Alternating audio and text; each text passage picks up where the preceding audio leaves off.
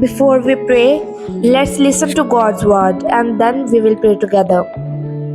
When they had finished eating, Jesus said to Simon Peter, "Simon, son of John, do you love me more than these?"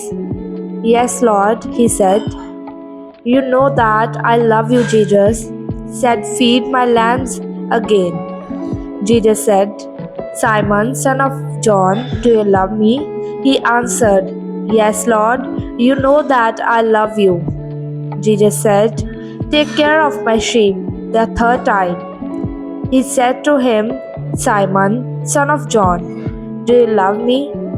Peter was hurt because Jesus asked him the third time, "Do you love me?" He said, "Lord, you know all things. You know that I love you," Jesus said, "Feed my sheep. Very truly, I tell you, when you were younger, you dressed yourself and went where you wanted. But when you are old, you will stretch out your hand and someone else will dress you and lead you where you do not want to go." Jesus said this is to indicate the kind of death by which Peter would glorify God. Then he said to him, "Follow me." My dear friend, as you open your eyes this morning and the weight of yesterday still lingers, hear these words spoken directly to your heart. You may have stumbled, you may have failed in ways that you make you feel disqualified, ashamed, or too far gone. But Jesus, the same Jesus who met Peter on the shore after the worst night of his life, meets you right here, right now. Let's sit with this scene together. The disciples had been finishing all night and caught nothing until the Jesus appeared and turned their failure into abundance. And then, after they ate, Jesus turns to Peter, the one who had sworn he would never deny him, the one who had boldly said he has ready to die for Jesus, and asked him 3 times, "Do you love me?" Can you imagine how Peter felt in that moment? The rooster's crow from that terrible night must have echoed in his ears with every question. Haven't you felt that too? That sting of remembering where you fell short, the morning when anxiety kept you from trusting the harsh words you spoke to your family in the frustration, the compromise you made at work, the prayer you forgot, the dream you let fear steal.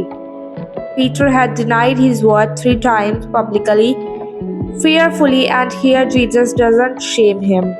He restores him with love.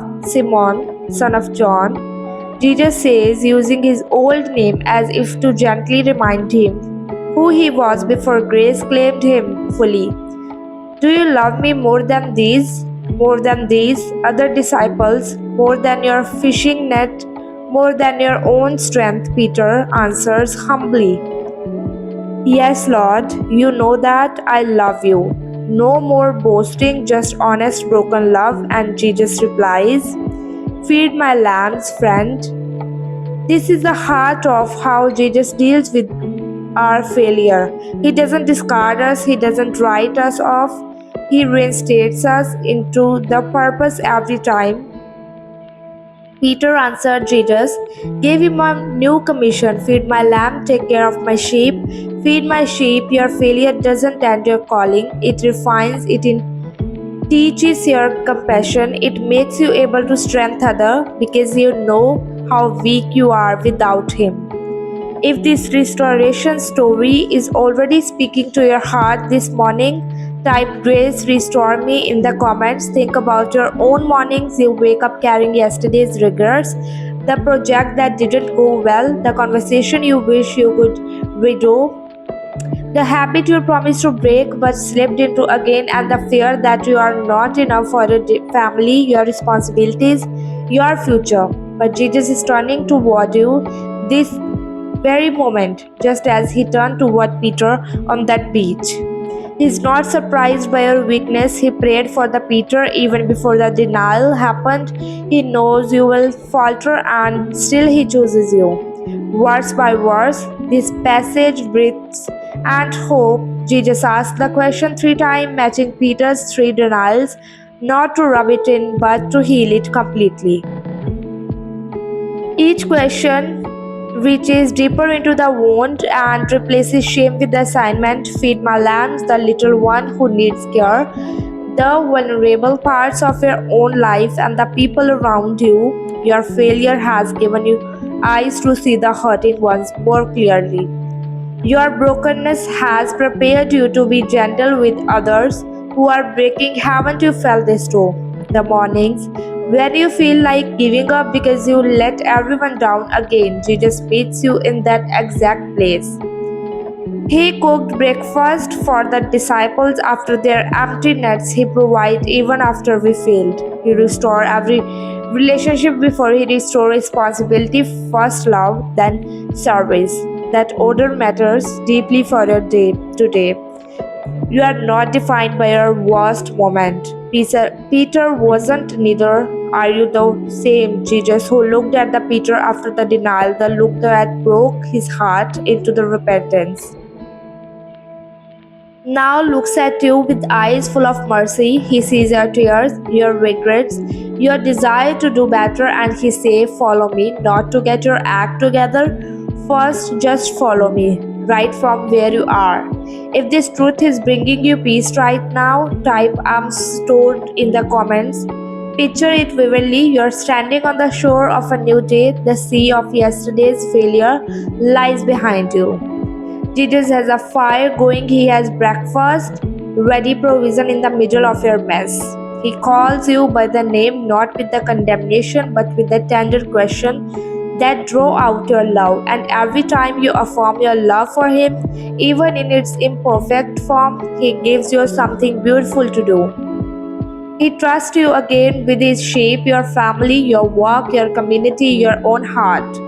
This is why anchoring your morning in this truth changes everything. Instead of carrying shame into your day, you carry commission. Instead of fear of failing again, you carry the confidence that His grace is sufficient. The same power that raised Jesus and restored Peter is at work in you.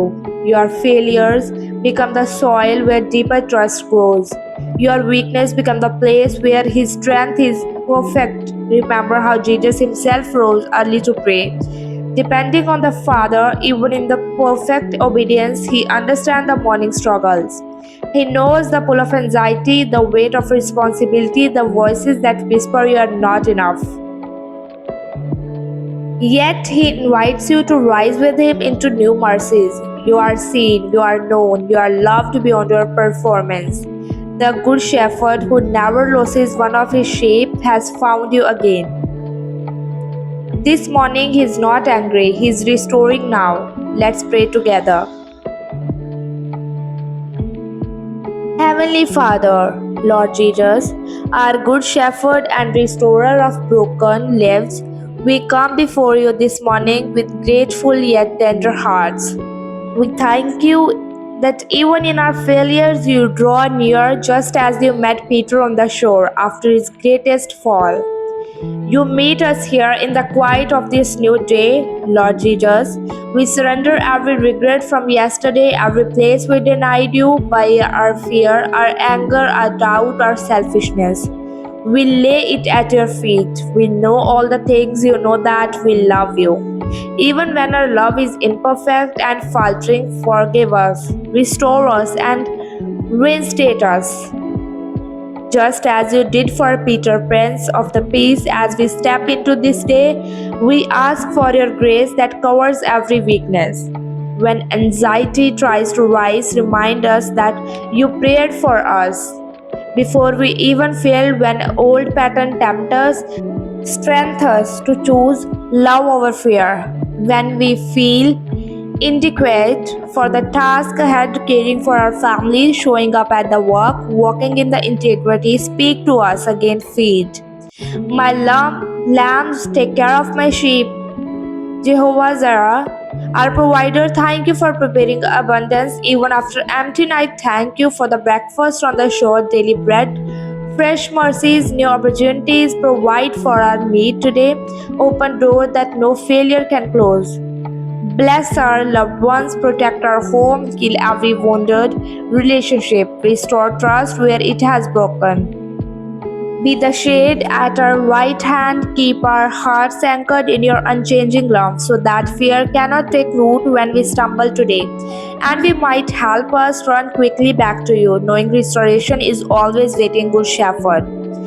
Give us wisdom for every decision, courage for every challenge, compassion for every hurting person. We meet, fill us with your Holy Spirit.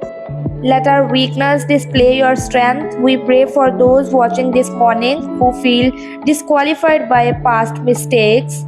You never leave. We trust you. We trust your mercy is a new every morning. Your plans for us are good. You turn our morning into the dancing. You make all things new. Thank you for this intimate moment. I choose love, obedience, and forward step with Jesus. These are not just nice words, these are your reality when your hope, faith, and trust are anchored in Him. Receive them, own them, let them settle in deep your spirit.